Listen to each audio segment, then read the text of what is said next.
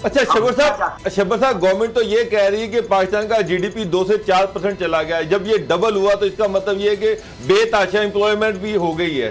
तो क्या ये जीडीपी सही है, इसके इशारे सही है, आप इसको मानते हैं? क्योंकि जब हम नीचे देखते हैं तो उसका कोई इम्पैक्ट नजर नहीं आता।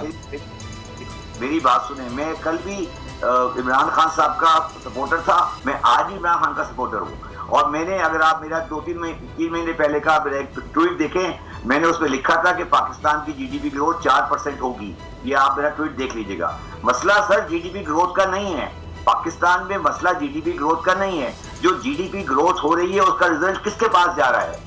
सवाल ये है कि क्या अमीर गरीब का फर्क बढ़ रहा है या नहीं बढ़ रहा? क्या ये कंसंट्रेशन ऑफ वेल्थ की तरफ हम आगे बढ़ रहे हैं या नहीं बढ़ रहे? सवाल इस बात का है। जीडीपी ग्रोथ होने से अमीर गरीब का फर्क नहीं पड़ता।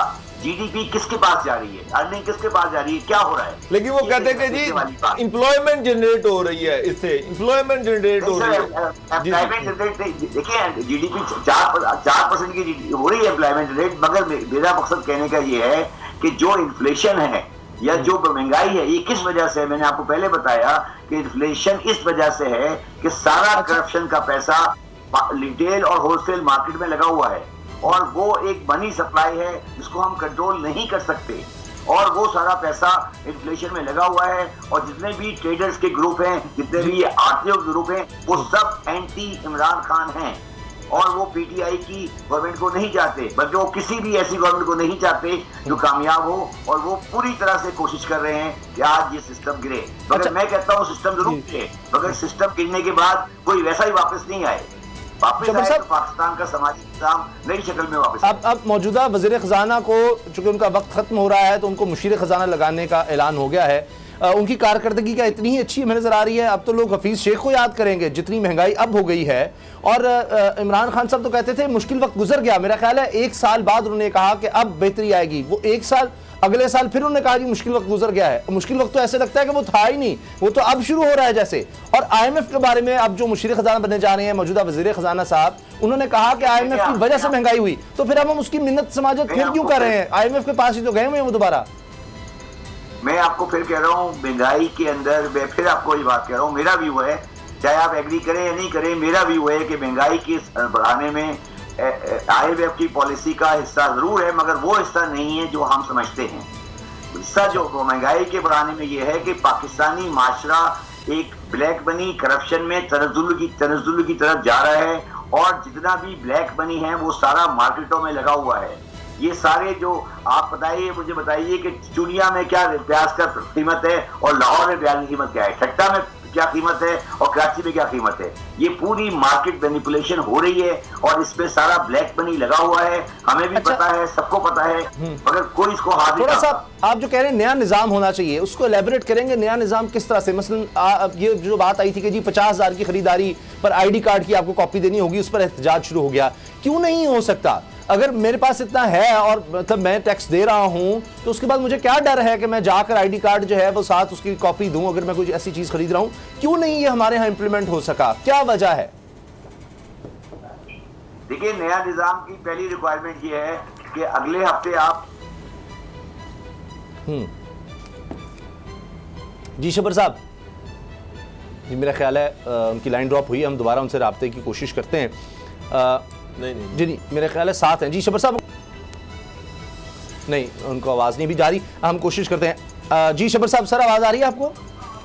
जी मैं आ रहा हूँ। मैं कह रहा हूँ नए निजाम की बुनियादी कोशिश ये है कि आप अगले हफ्ते असेंबली का इजलास बुलाएं, सेनेट का असेंबली का इजलास बुलाएं, और उसका एजेंडा उसमें ये कहें कि ये इजलास उस वक्त और सारे अरकान की हाजिरी को कंपलसरी करें, और उसके बाद ये कहें कि जब तक आप सारे मिलके पाकिस्तान की माशी बाजी का पैकेज लेके बाहर नहीं निकलेंगे, इस असेंबली के दरवाजे का ताला बंद है। और जब ये सारे मिलके एक यूनानिमस इकोनॉमिक प्लान और पाकिस्तान नहीं देते, इन सबको कोई हक हासिल नहीं है कि असेंबलियों का ये के मेंबर बने और ये अपनी बड़ी बड़ी कुर्सियां और बड़े बड़े गाड़ियां लेके फिरते रहें, चाहे वो अपोजिशन का MNA हो चाहे वो गवर्नमेंट का MNA हो। आप अगले हफ्ते दरवाजा बंद करें असेंबली का, 10 दिन के लिए कंटिन्यूस इजलास बुलाएं और तमाम मेंबरान की हाजिरी कंपलसरी करें, और उनको कहें कि आप 1 महीना लगा लें, 20 दिन लगा लें, 25 दिन लगा लें। आप आज भी कहते हैं कि मैं इमरान खान को आज भी सपोर्ट करता हूं। वो इमरान खान कह रहे हैं कि जी हम लोगों को समझा नहीं पा रहे कि महंगाई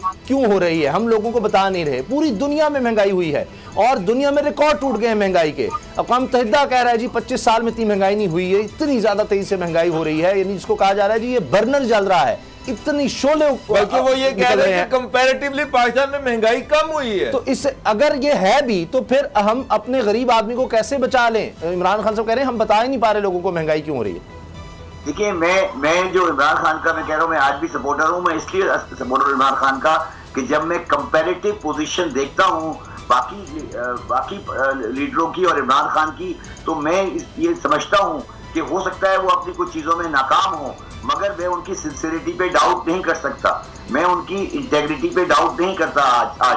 तो इसलिए मैं उनका सपोर्टर हूँ। मगर मैं ये कहने की कोशिश कर रहा हूँ कि इमरान खान साहब अपनी गवर्नमेंट से और अपने MNA से वो काम नहीं ले पा रहे जिसका उन्होंने वादा किया था, और वो उनको करना चाहिए। गवर्नमेंट जो होती है पार्लिमानी सिस्टम में, अगर आप या तो पार्लिमानी सिस्टम को बंद बैक कर दें, अगर गवर्नमेंट आपने पार्लियामेंट्री सिस्टम में चलानी है तो फिर आप अपने MNAs को, अपने MPs को आप ये कहें कि वो बिला वजह की जो अपनी सरगर्मियां हैं बंद करें, गवर्नर हाउस की दीवारों को नीचा करें और पाकिस्तान के अवाम के साथ रिश्ता कायम करें। ये नहीं हो सकता कि आपने पुराना तरीका अपना लिया और आप जी गुलाम मुत्तहर साहब। जी शब्बर ज़ैदी साहब, जहाँ तक आपकी बात मैं समझ पाया हूँ कि ये निज़ाम जो है ये बुनियादी तौर पे बदबूदार हो चुका है, क्योंकि ये मसाइल का हल तलाश नहीं कर रहा, मसाइल को बढ़ा रहा है, और जो खलीज है वेल्थ और गरीब शख्स के दरमियान वो पहले से ज़्यादा गहरी होती जा रही है। आप 2-3 मरतबा आपने फरमाया है कि उनको असम्बली का इजलास बुलाएँ, उनको बंद कर दें, ताला लगा दें बाहर। पक्का ताला क्यों ना लगा दिया जाए इस असम्बली को? फिर इस तरह की सूरत हाल में कुछ ऐसे टेक्नोक्रेट्स आप जैसे हों जिनके पास इसका सलूशन हो, और वो इस सलूशन को लेके जो है वो मुल्क को सीधा करें, पहले उसकी मईशत, या फिर अभी सोशल साइंटिस्टों के उस नज़रिए के मुताबिक इंतज़ार किया जाए जब गरीब खुद अमीर के गिरबान में हाथ डाल ले?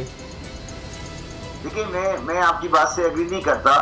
टेक्नोक्रेट से मदद ली जा सकती है, मगर ये मैं बिल्कुल इस बात पे पूरी तरह कायल हूँ कि बुनियादी, चाहे आप जितना मर्जी भी मुख्तलिफ तजर्बे कर लें, अल्टीमेटली फैसला उसको करना है जो अवाम का नुमाइंदा बनकर आया है। मैं फिर आपको ये बात कह रहा हूँ, मैं आज आपको फिर यकीन से कह रहा हूँ कि अगर ये सारे मिलके बैठेंगे, देखिए ये सारा ज्वाइंट वेंचर है, मेरी बात को समझें, ये सारा ज्वाइंट वेंचर है। इसमें से कोई पार्टी के लीडरों को आप अलग करें कि कोई पार्टी का MNA या MPA ये नहीं चाहता कि ये गैप कम हो। सर मेरी बात समझें, ये इलीट कैप्चर है, इस मुल्क में इलीट कैप्चर है। कोई भी आदमी जिसके पास 10 करोड़ रुपए नहीं हो वो MNA नहीं बन सकता। तो ये जो इलीट कैप्चर है ये खत्म करना पड़ेगा आपको। अगर आपने इलीट कैप्चर खत्म नहीं किया तो पाकिस्तान में जो आप कह रहे हैं कि आवाम कभी आगे निकल के उनका गिरबान पकड़ेगी, वो कभी नहीं पकड़ेगी, क्योंकि जिस इलाके में हम रहते हैं इंडस वैली में, इस इलाके में कभी 2500 साल से कभी इनकलाब नहीं आया और ना कभी इनकलाब आएगा। तो मगर उसका नुकसान ये होता है कि इस इलाके में गुर्बत बढ़ती जा रही है और महरूमियां बढ़ती जा रही है। मगर मैं आपको जो कहने की कोशिश कर रहा हूँ कि ये सब कुछ कोई अनहोनी बात नहीं है, ये प्लान से हो रहा है सर, ये प्लान से हो रहा है। आप जरा डिफेंस कराची में, गुलबर्ग में और किसका प्लान है? बिल्कुल ठीक। अच्छा आपको पार्टी मुझे ब्रेक शब्बर ज़ैदी साहब जी, ये इसका जवाब दे दें, प्लान किसका प्लान है? शब्बर ज़ैदी साहब, वन लाइनर, ये किसका प्लान है कि गरीब को गरीब तर कर दिया जाए और अमीर अमीर तर होता जाए? किसका प्लान है सर? One liner please. ये पाकिस्तान के उस 2% इलीट का प्लान है। जितनी गुर्बत बढ़ती जाएगी उसको नौकर आसानी से मिलेंगे, उसको ड्राइवर आसानी से मिलेंगे, उसको घर में मासियां आसानी से मिलेंगी। यानी अब ये निजाम बदलना होगा, निजाम बदलना होगा, वरना माशी तौर पर पाकिस्तान बेहतर नहीं हो सकता। बहुत बहुत शुक्रिया आपका। सब्सक्राइब करें और बेल दबाएं ताकि कोई खबर रह न जाए।